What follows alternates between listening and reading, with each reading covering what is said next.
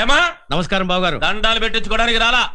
ఏడమా అమ్మాయ పిలవండి. ఆయన పిలిచేదేంటన్నయ్య, మనం పిలిస్తే రాదా? అమ్మా హేమా ఎక్కడ? హేమా నానా మీరా? ఒట్టి చేతులతో కాదు, సూట్ కేసు తీసుకుని దిగిరా. అదేంటన్నయ్య గారు? అదేమిటా? నిన్న అమ్మోరు గుడి దగ్గర ఏం జరిగిందో నీ కొడుకు చెప్పలా? ఏం జరిగిందండి? కాళేశ్వరం మనిషి మీ అబ్బాయితో తలపడ్డారు. ఒక్క క్షణం పోలీసులు రాకుండా ఉంటే ఏమయ్యేది? ఏమయ్యేది? మా అమ్మాయి బతుకు అన్యాయం అయ్యేది. పెళ్ళాన్ని కాపాడుకోలేనోడికి పెళ్ళెందుకంట? మీ వాళ్ళందరూ అడ్డమైన జాగ్రత్త చేయించుకోవడం నా బిడ్డ. ఆపండి ఆపండి ఆపండి ఆపండి. మీ అమ్మాయి మీ గడప దాటక ముందు అనవలసిన మాటలు ఇప్పుడు అంటున్నారు. ఇప్పుడే ఈ క్షణంలోనే మీ అమ్మాయిని తీసుకెళ్ళండి.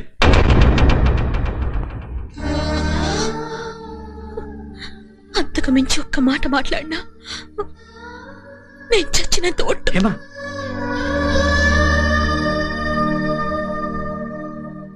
ఒసే పిచ్చిదానా, ఆ అవిటి మనిషిని కట్టుకుంటే నీ జీవితం సుఖంగా ఉండదే. కన్న తల్లిని చెప్తున్నాను, వెళ్ళిపోతాను రావే. నిమిషానికి ఒకసారి కులం గురించి మాట్లాడే నాన్నతో నువ్వు సుఖపడుతున్నావు అమ్మా. భర్త దగ్గర భార్య సంతోషంగా ఉండేది ఆస్తులు చూసి కాదు, అంతస్తులు చూసి కాదు, హృదయం చూసి. సింహం 4 అడుగులు వెనక్కి వేసేది ఎదుటి వాళ్ళని చూసి భయపడి కాదు, దాని పంజా పవర్ చూపించడానికి. ఈ రోజు ఆయన మీతో మాటలు పడొచ్చు, రేపు మామూలు మనిషి అయ్యాక అయ్యేది ఈ జన్మలో అతను చెయ్యి నయం కాదని డాక్టర్ గారు చెప్పారే. బ్రతికున్నంత కాలం ఆ ఉటి మనిషితో. దయచేసి మీరు నోరు మూసుకుంటారా? ఏంటే కన్న తండ్రినే నోరు మూసుకోమని ఎంతగా మారిపోయావా? తనను తిట్టినా కొట్టినా కూతురు ఊరుకుంటుందేమో గాని తన భర్తనేమన్నా అంటే ఈ ఇంటి కోడలు ఊరుకోదు బాబాయ్. నోటితోనే కాదు, చేత్తో కూడా సమాధానం చెప్తుంది.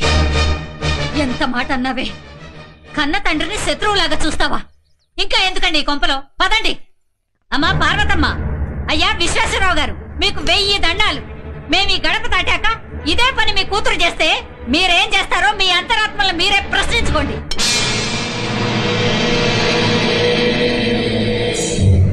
ఇదిగో దుర్గా ప్రసాద్, నువ్వు 1000 మంది ప్రాణాలు కాపాడిన దేవుడు అయితే కావచ్చు, కానీ ఒక ఆడపిల్ల తల్లి ఉసురు పోసుకుంటున్నావన్న సంగతి గుర్తుంచుకో. రేపు గ్రామ పెద్దలందరినీ తీసుకుని నీ ఇంటి మీదకి వస్తున్నాను. తల దించుకుంటావో, తప్పయిందని లెప్పలు వేసుకుని నా కూతుర్ని నా వెంట పంపిస్తావో అప్పుడు చూస్తా. అనండి.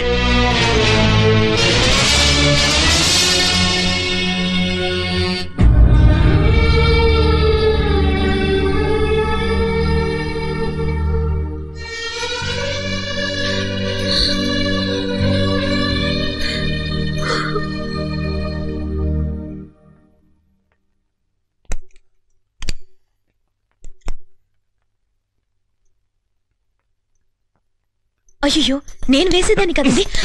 నేను వేసుకోగలను. భగవంతుడు మనిషికి 2 చేతులు ఇచ్చాడు. ఒకటి డిసార్డర్లో ఉంటే రెండో దాన్ని ఆర్డర్లో పెట్టుకోవడానికి.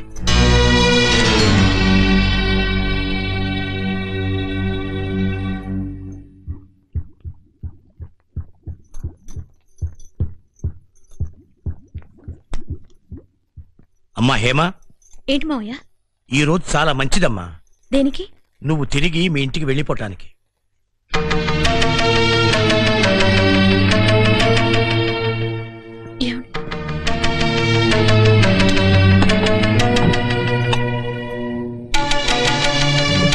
అక్కర్లేదు, నా పనులు నేను చేసుకోగలను. ఏమిటి అవుటి వాడిని చూసినట్టు అలా చూస్తున్నావు? ఈ చొక్కా నువ్వేసావా? నా ప్యాంటు నువ్వు తొడిగావా? ఏమైంది మీకు? నేను అమ్మా నాన్న ఏదో అన్నా. ఏదో అనడం కాదు, ఏ మగాడు సహించలేని మాటలు, ఏ పౌరుషవంతుడు భరించలేని మాటలు.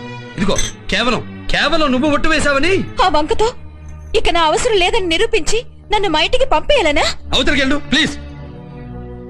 నిన్నేం జరిగిందో చూసావుగా, నువ్వు వెళ్ళిపోవడమే మంచిది Hema.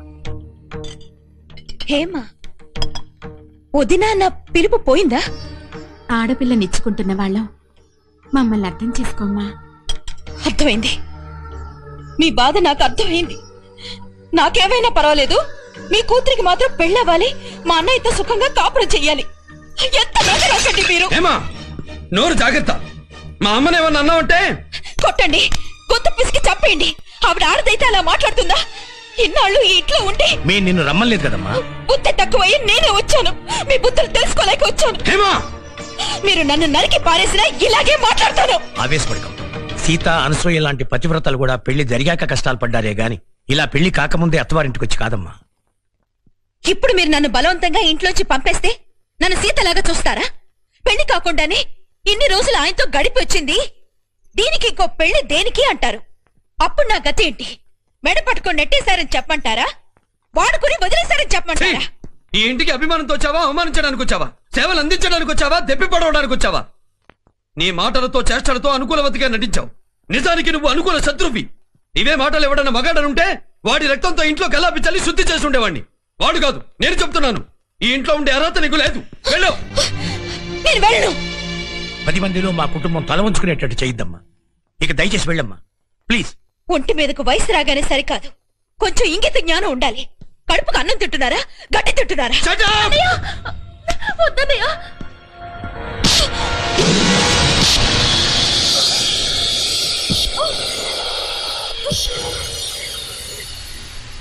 Get out! Get out, I say!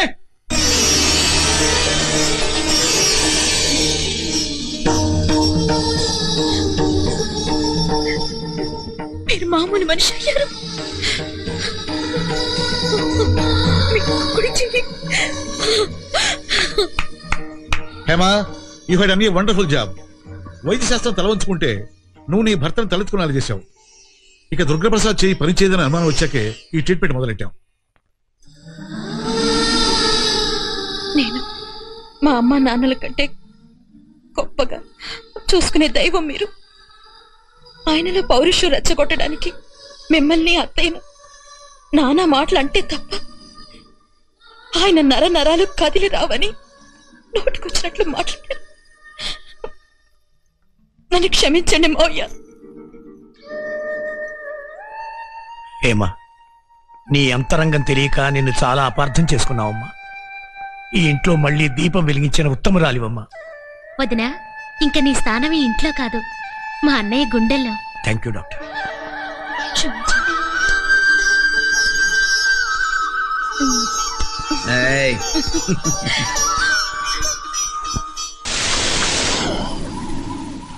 కుదరదండి అయ్యా, అన్నీ నేనే జరిపించాలంటే చాలా కష్టం. ఏమిటయ్యా, వెధవ శల్యం లేకపోతే? అయ్యా, అయ్యా అవతల పెళ్లి వారికి కూడా నేనే కావాలంట. అయిపోతుంది, ఒక్క నిమిషం. కానీ కానండి. అబ్బా, నమస్కారం డిఐజీ గారు. నమస్తే. నమస్కారం సార్. నమస్తే. నమస్తే. Congratulations mister Durgaprasad. ఈ కంగ్రాట్స్ పెళ్లి కొడుకు దుర్గాప్రసాద్ కాదు, నువ్వు ఎస్పీగా రీఇన్స్టేట్ అయినందుకు. ఈ ఆర్డర్స్ నీకు పెళ్లి కానుకగా ఇస్తున్నాను. Thank you sir. Thank you very much. All the best. కూర్చోండి please. Excuse me, I will come back. మళ్ళీ తప్పకుండా రావాలండి. అలాగే. క్షమించాలండి అయ్యా. అయ్యా, ముహూర్తానికి టైం అవుతుందండి అయ్యా. పదండి. పదండి అయ్యా. రండి బాబు, కూర్చోండి. అమ్మా, అమ్మాయిని తీసురండి త్వరగా. నమస్కారం రా విశ్వేశ్వరరావు. శర్మారా, ఏమిటి తుపాకులతో సహా వచ్చేసావు? మనదంతా దినదనకంటాం కదా. సర్లే కూర్చో కూర్చో. మేము కూర్చోవాలంటే మీ ఇయ్యంకు పర్మిషన్ కావాలేమో. ఇక్కడ కూర్చోవచ్చులేండి.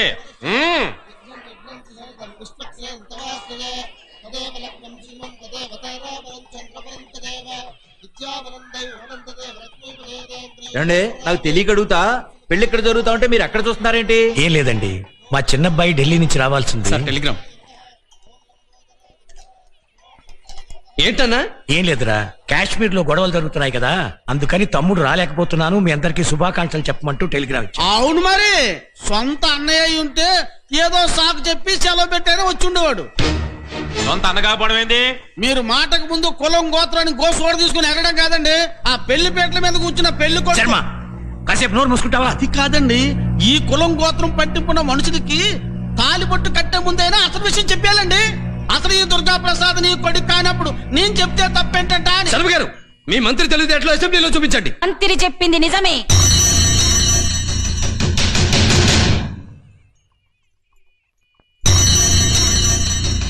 నువ్వెవనివో, ఏడికెళ్ళొచ్చినవో, నీ కులమేందో గోత్రమేందో చెప్పమని నీ అయ్యనడుగు. ఆపన్నయ్య భజంత్రిలో కూటికి లేకపోయినా కులం కోసం బతికేవాడిని నేను. చెప్పండి ఈశ్వరరావు గారు, దుర్గాప్రసాద్ నీ సొంత కొడుకేనా? నా సొంత కొడుకేనండి. మరి మంత్రికి ఆదంటున్నాడుగా. ఎవరో 1,000,000 మాటలు అంటారు, అందుకని ఎలా నమ్మమంటారండి? దాని సాక్ష్యం ఏమిటి? ఆ పచ్చని పెళ్లి పందిరి మీద ప్రమాణం చేసి చెప్తున్నాను, దుర్గాప్రసాద్ నా కొడుకు. నా భార్య మీద ఒట్టేసి చెప్తున్నాను, వాడు నా కొడుకు. గదే మాటగా దుర్గాప్రసాద్ మీద ఒట్టేసి చెప్పు. చెప్పండి. ఏమిటంటే ఆలోచిస్తారు, చెప్పండి. చెప్పు. దుర్గాప్రసాద్ మీద ప్రమాణం చేసి చెప్తున్నాను, వీడు నా కొడుకు కాదు.